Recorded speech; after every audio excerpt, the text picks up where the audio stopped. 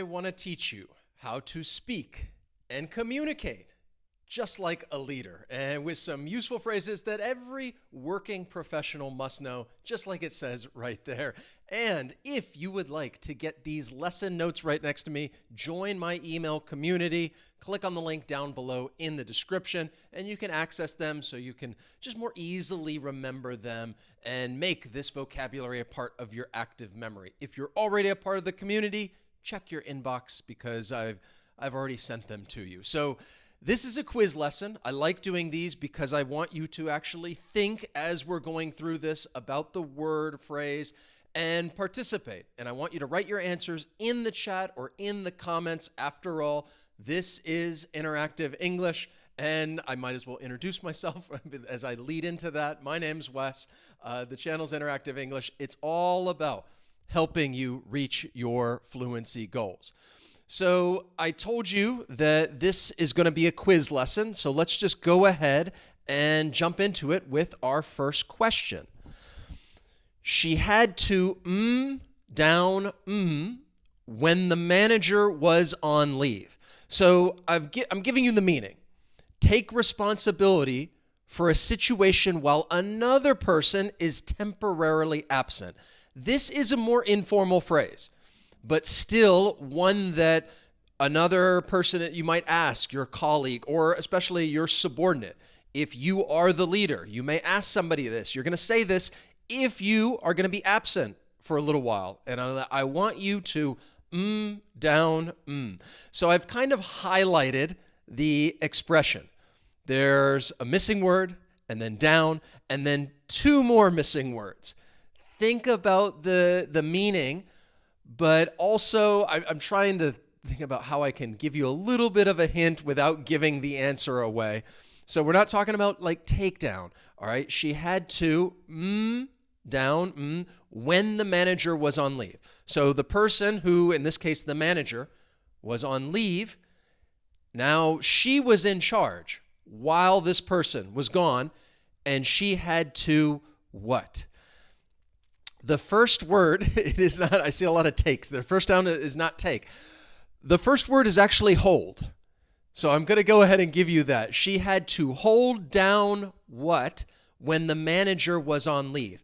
I mentioned this is more of an idiomatic expression. It's more informal, but definitely one that you could come across in a work context. And if you are the leader or you are the manager, the boss, you are going to go away and you might ask someone else to hold down the fort. So if you say hold down the fort, you're asking another person to be responsible, take charge, lead while you're away, and then you're going to come back. But in the meantime, somebody else is going to hold down the fort. So if this expression was new, that's awesome. I love it when you learn new things. If it was, you can let me know by hitting that like button. So the sentence, she had to hold down the fort when the manager was on leave. To give you a visual that, again, it's humorous. This is a little bit of a joke. Someone's got to hold down the fort. And this is quite literally the cat, of course, is holding down the fort in this case. So think about that situation. It's very specific. Somebody leaves and another person might hold down the fort while that other person is away, and then they are in charge. They would be the leader. What do you think? This is more of a collocation. The project leader's calm and competent approach served to confidence in a stressed team. Now, the meaning of this phrase in general is to create or establish a feeling of trust, self-assurance, or certainty in others. There are many, there could be more than one answer. There is one specific verb that I'm thinking of, and which I'll tell you in just a moment, but there are other verbs that you could use in this case, and we will get into it in just a moment. So this is a good way to really think about some of the different verbs that you know when we're talking about confidence. The project leader's calm and competent approach served to confidence in a stressed team. A common collocation, somebody mentioned build confidence, boost confidence. Yeah, those would work. That's not the verb that I'm thinking of, but that's okay. As I just mentioned, there can certainly be more than one answer for this question, but we're talking about establishing that feeling of trust, self-assurance, certainty in others. So I see a lot of build and boost, which is good. The verb that I was thinking of, this is another common collocation. Collocations are words that are frequently used together to instill confidence. The project leader's calm and competent approach served to instill confidence in a stressed team. And that is what you're doing. You're creating that trust and that certainty. Now, I've mentioned the word collocation several times and commented on using build or boost, saying that would work. And that's kind of what I wanted to lead into and share with you some common collocations when using the noun confidence. So essentially, I think a lot of these would work in this context.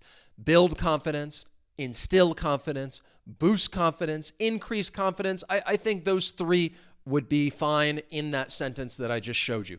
But some other collocations, you might try to maintain confidence or to restore confidence, or in maybe a negative context, to shatter confidence. And in that case, it has a negative connotation. It's not a good thing. Another thing that I wanted to point out, which you probably noticed, is that often you're going to follow this collocation with the preposition in to instill confidence in someone or a group. The same with to build confidence in someone or a group. I even think I followed it with this, to instill confidence in a stressed team. So this is a great way to build your vocabulary, but also in this case, I just want to get you thinking about some of those verbs that you might use with the word confidence. What do you think as the team leader? The here. Now, there's more than one word. There's basically the entire phrase is missing. But success or failure is mine to own. So the phrase, the meaning of it is when one person accepts the ultimate responsibility for something that will not try to, they won't try to pass the blame onto someone else. This, I would say, is more of an American expression. It is also an idiom, but I think whenever you're talking about somebody who is a leader, whether at work or in government or in any capacity whatsoever on a sports team, if someone's a leader, I think this phrase applies to this person. A lot of times it might be used as a standalone sentence. And you're saying, look, I'm not going to pass blame on to anybody else. That I am the one who's in charge. I am the leader. It's my responsibility. The what? All right, I see. A great answer. Excellent. Joanna, the buck stops here. So once again, you're going to use this when you want to convey that, look, you're the one who's responsible. Don't try to blame somebody else for the failure of the business or whatever project that you might be doing. The buck stops here. I mentioned that I feel like this is more of an American idiom because we're using the word buck. I forget where the exact origin of this phrase, but it's a great one to know when referring to the person who is the leader. Like, you're the leader, you should be responsible. The buck stops here. Her leadership style made her a tough So I tried to highlight the phrase, a tough So let me start over and read the whole sentence to give you context. Her leadership style made her a tough for the incoming manager. And that is a key part of this sentence, for the incoming manager. So we're talking about someone who has been so successful that it will be very difficult for the person who comes next to be as good. And this really, again, it basically means what it says. And I'll explain that in just a moment. So we're not talking about a tough cookie or like a tough nut to crack. No, those are other expressions, but they don't apply to this situation when you have somebody who is new. They're coming in to a position, and the person before them was so amazing that somebody may tell the incoming person, like, oh, wow, this person is a tough to. You are new. The other person did an amazing job. And because of that, it makes it a what? I feel like some of these phrases, even though I don't see the answer, I think once I show you, you're going to think, oh, okay, I've heard this before. I know this expression, and I find that I got the right answer. Yes, good job, deep value. A tough act to follow. So I mentioned that it's specific to this context because you're following someone else. You're the incoming manager. You're new to a position. And the person before you did such a good job, you're like, oh, wow, this is a tough act to follow because now the expectations are really high and I have to really perform well and do a good job, be a strong leader, because her leadership style made her a tough act to follow for the incoming manager. I told you that it really means what it says. Think about the situation if there is a performance, or if there are going to be several performances in a competition. If I am going to perform, I would, in some way, at some level, I might hope that the people or the performance before mine is not that good, because then I go on and it's going to make me look really much better if the person before me just bombed and they did a horrible job. If the person or group before me did a really good job, well, then that's a tough act to follow. I have to follow that act, and it's going to be very difficult. It's going to be hard. And I'm mentioning those words, hard and difficult, because you may use those adjectives as well. You could say something is a tough act to follow, or a hard act to follow, or even a difficult act to follow. To be honest, I was really surprised. In my opinion, I felt like using tough act to follow would be the most commonly used. But apparently, when I put this into Ngram Viewer, which is, I know I've shown you this before, if you ever want to check the frequency to get an idea, okay, what do most people use and say? It's actually more common to say a hard act to follow. But really, any of those phrases would work. That's a hard act to follow, a tough act to follow, or even a difficult act to follow, even though that one is not as commonly used. So, the good idiom, good expression, very specific, again, because we're talking about somebody replacing another that did a really good job.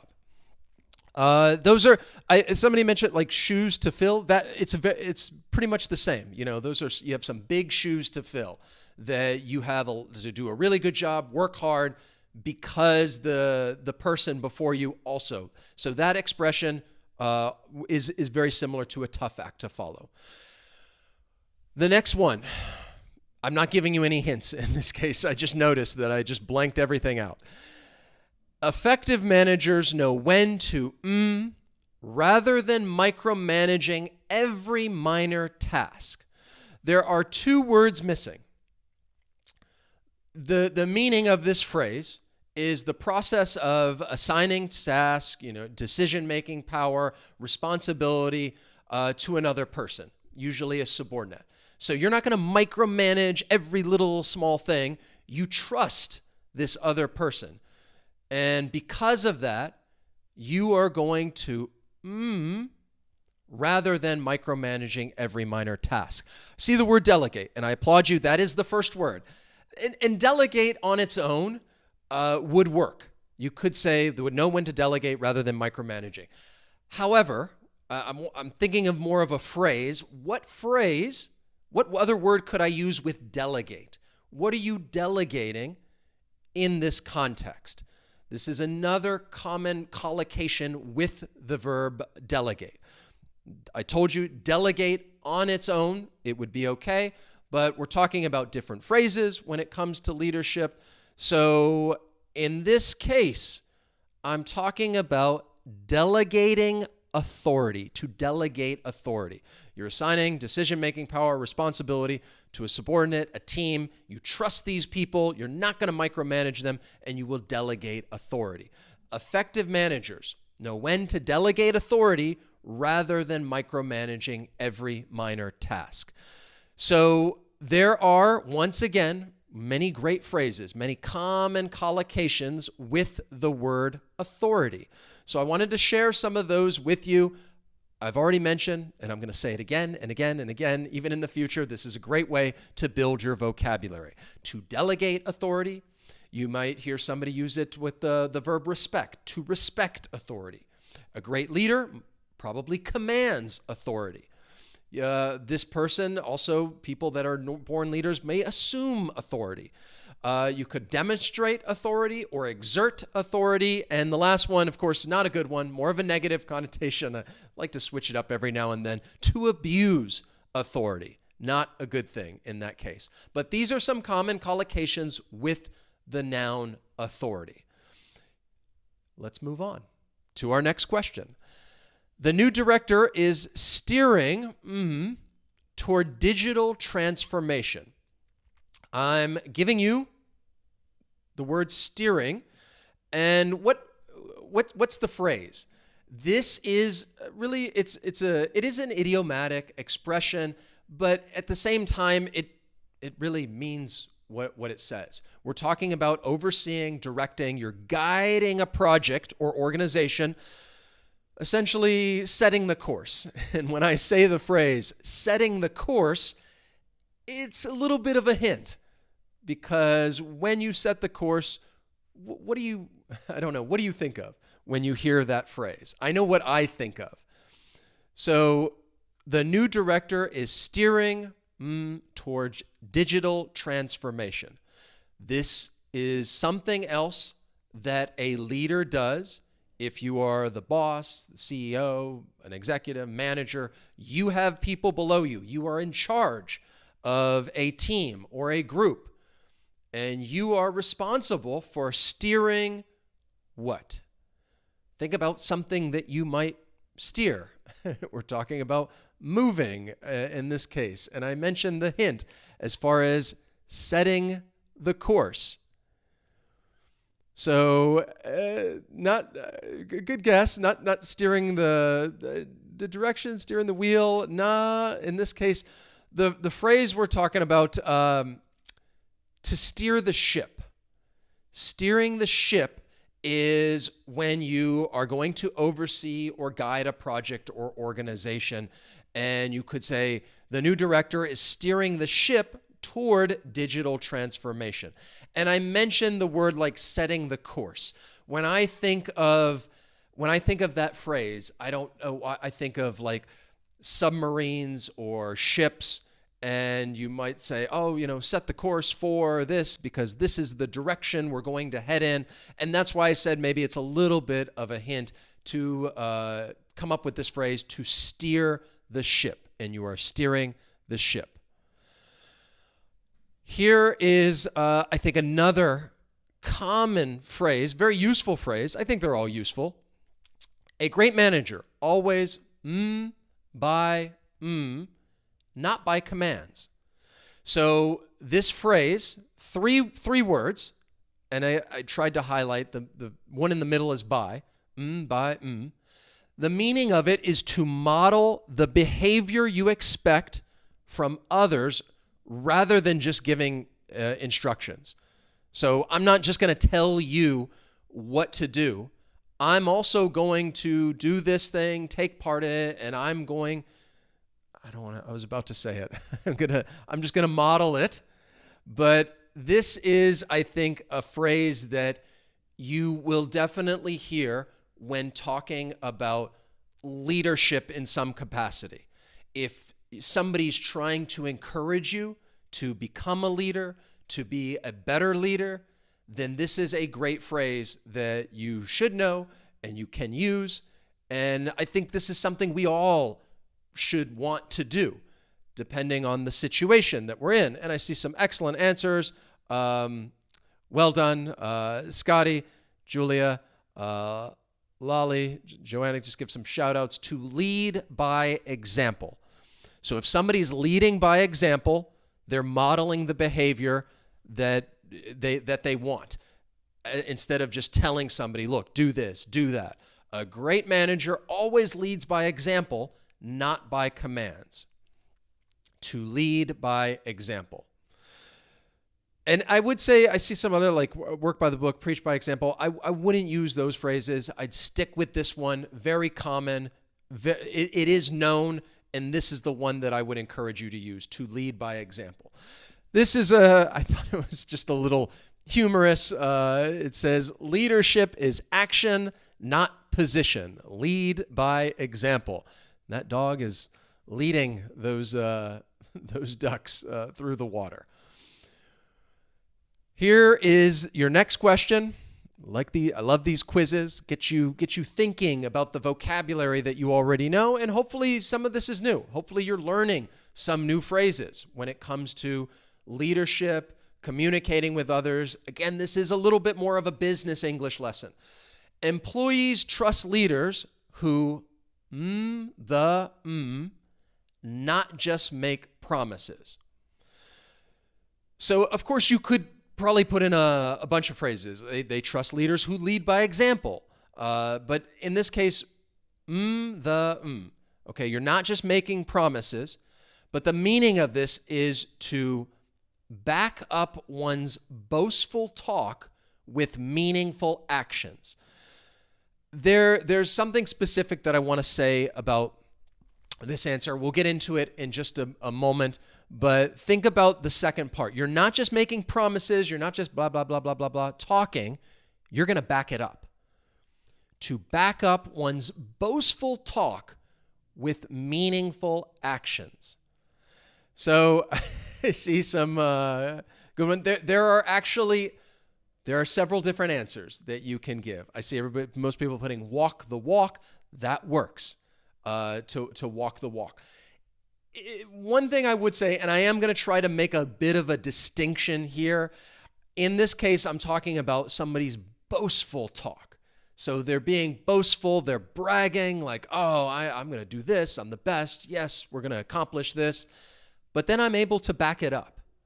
So the phrase that I have, if you said walk the walk, that works. That is fine.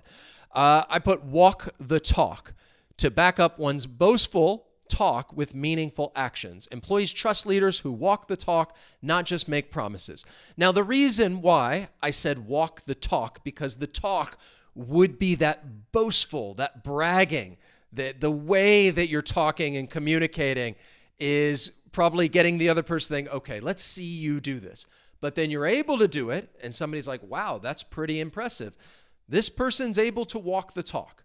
So the three things that I wanted to point out, these expressions: to walk the talk, to walk the walk, or to talk the talk. So this is how I just would divide this up and try to make a slight distinction between these different expressions. So walk the talk, I mentioned you're backing up your boastful talk. It makes me think that the way that you're talking is very confident, cocky, you're bragging. Whereas walk the walk, I think, was just more commenting like you're going to do what you say. You say something and then you do it. When you're saying it, it's not necessarily like you're bragging or like, we're going to do something amazing, I'm the best, or whatever it is. It's not like you're bragging. You're just saying, you're just doing the things that you say, and you're walking the walk. So that's the slight distinction I'd make there. To talk the talk is to talk or act in a confident way so that you seem very good at what you do. And that is more about, communicating. So you're talking in a confident way so that you seem very good at what you, but in general, I feel like the three of these, could be used interchangeably. And I don't think anybody's going to say, oh, wow, that sounds awkward if you choose one or over the other. But I think these are useful phrases to know, especially when talking about somebody who is in charge and they need to take control. Just out of curiosity, I put this into Ngram Viewer, thinking about, okay, which of these phrases is more commonly used? Walk the talk, walk the walk, or talk the talk? Turns out they're pretty similar. That the frequency of these phrases is roughly about the same. So that's why I said whichever one you feel more comfortable using. I actually felt like probably walk the walk was going to be more commonly used, and just barely. Here is the next question, or the next sentence, really. It's not a question, but my question to you is, what is the correct phrase? Leaders must during times of change. So I'm only giving you that one word on. It is a longer expression, so there are several words that are missing, but the meaning hopefully gives you an idea of the phrase that I'm talking about. You're staying focused and attentive on what is important. So when you are able to prioritize the thing that is important, you're focusing in on it, you are laser focused. What's another way that you could say that? And I think in business, or again, leaders in any capacity, this is something they must do. They must stay focused, especially as things are changing, they're moving fast, and you're going to tell someone, or you're going to hope that this person is going to keep their eye on the ball, to keep your eye on the ball. This just means to stay focused and attentive on the thing that is important. Leaders must stay focused. I think there's a little typo down there. Leaders must stay focused and attentive on what is important. They must keep... okay, now I see what I did here. I should say, yes, leaders must keep their eye on the ball during times of change. I see what I did. I didn't write the example sentence. I just kind of copied the meaning. Sometimes, I get tired. I'm working late at night. You just please bear with me. Cinderella, thank you so much. Thank you. I appreciate it. The super chat. Love that you're learning new things. That is the goal with all of these lessons, especially these vocabulary lessons. I always hope that you just learn one thing new. So I apologize for that little mix-up with the sentence down there. I've seen this before, and I thought it was funny, where you get this literal sense of somebody saying, I think in the video you could see it, and the father is saying, look, telling his son, look, keep your eye on the ball, and then the boy walks up and just really stares at the ball. So I feel like this is a great example of keep your eye on the ball, but it really means what it says. When you're playing a sport, for example, baseball or anything, golf, and somebody says, look, you gotta keep your eye on the ball. That is the thing you need to focus on. So whether we're talking about sports or business or anything that we want to accomplish, it's important to keep your eye on the ball. Great phrase to know and use, and one that I think you can actually go out and use in different circumstances. After the CEO retired, the COO took, there are two words that are missing. So the meaning of this phrase is to take control or assume leadership of something, such as an organization, government, or project. So after the CEO retired, the chief executive officer, who would be the top in the corporate hierarchy, the COO, which stands for Chief Operating Officer, took what? This is something that I think happens if you have a CEO that retires. Generally, there might not be one person directly below them, but several that are below them. The COO would be one of them. And one of those people might take over, or they're going to take what? This is more of an informal phrase that you can use to basically say that you're going to take control. And the phrase that I'm talking about, well done, yes, Julia, Joanna, to take the reins. Just keep in mind the spelling of reins, R-E-I-N-S. Because what we're talking about when we're talking about the reins, think of the like a horse. When you're riding a horse, you're holding on to that rope, or that, I don't know, it's not really rope, what it's made of, leather, but those are the reins. You're going to hold the reins, take the reins if you're riding a horse, and that is what's going to help you control where the horse is going to go. And that's where this comes from, that you're going to take the reins. Now you are steering the ship, to use another phrase that we talked about, and you have control, and you get to decide what we're doing, where we're going when you take the reins. So this is another way of telling somebody who is maybe going to become a leader or just want to express this in another way.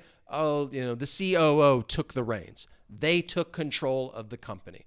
Or maybe if you're going to take charge of a situation, and you might say, look, I'm going to take the reins. I am going to take control of this situation. So think about that. If it's an association that makes it easier, like horseback riding, and you're holding on to the reins, and that is what gives you control. Take the reins. She leads, again, there's several words missing, during every project, making sure everyone sees her dedication and commitment. So the meaning is to take an active role in what one is urging and directing others to do. She leads. Now, of course, I'm sure maybe the first thing when you see that word lead, I hope that your mind went back to the other expression we talked to, lead by example. In this context, lead by example would work. I want to give you another phrase that really has a similar meaning. I do not think it's as commonly used as lead by example. That is the one that I feel like you should know and really try to learn, and I think is more commonly used. But this is another way to say a similar thing. She leads during every project, making sure everyone sees her dedication and commitment. You have that active role, directing others. Okay, this is what I want you to do. And you could say somebody is going to lead what? Any guesses? So another way of putting this, another way of saying this would be to lead from the front, that you are ahead of everybody else, and that's where that whole from the front part comes into play, which tells you that if you are in the front, then you're the one who is really guiding everybody. To use that other phrase, you're the one who's steering the ship. She leads from the front during every project, making sure everyone sees her dedication and commitment. As I said, it's very similar to lead by example, but I think leading by example is much more commonly used. And I feel like that's the phrase that I want you is more important, that I want you to take away from this lesson. After months of effort, his contributions finally started to on the company's revenue growth. So I don't think the sentence may give you that much information and trying to figure it out, but after he put a lot of effort into this, and finally it started to So it finally started to make a noticeable or significant difference in a process or outcome. So can you think of any phrase that fits this context which has this meaning?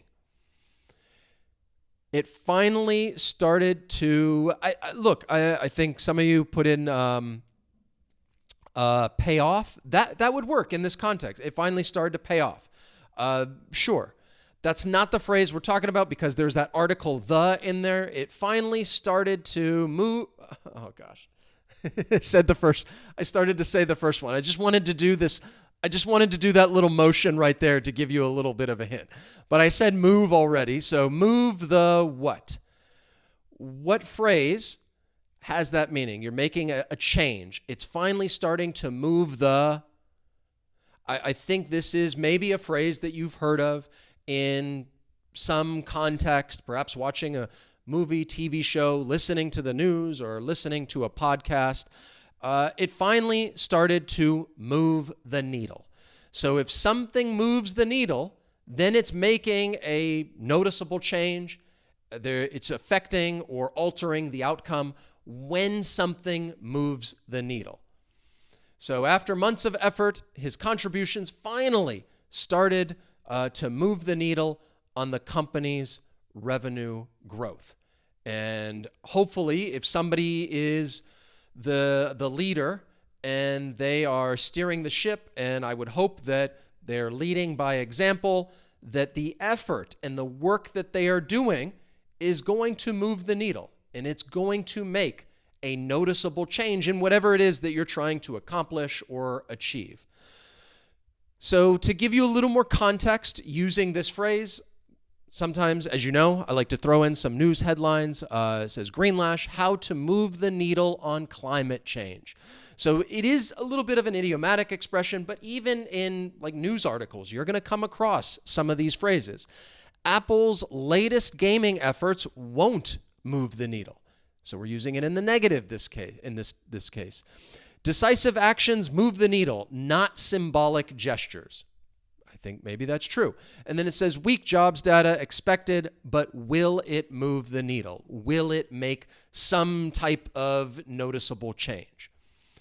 These are the phrases that we just talked about. Hopefully some of them are new, or maybe you've heard it once or twice before, and now you get a better understanding as to what it means and how it's used, so that as you're talking about business or somebody who's a leader, or even yourself, if you are in some type of leadership position, that maybe you can use some of these and that you are able to instill confidence in others, because I believe that you are somebody who just doesn't just talk. I think that you actually walk the talk when it comes to improving your English skills, building your vocabulary. The only thing I would suggest is that you just remember, keep your eye on the ball.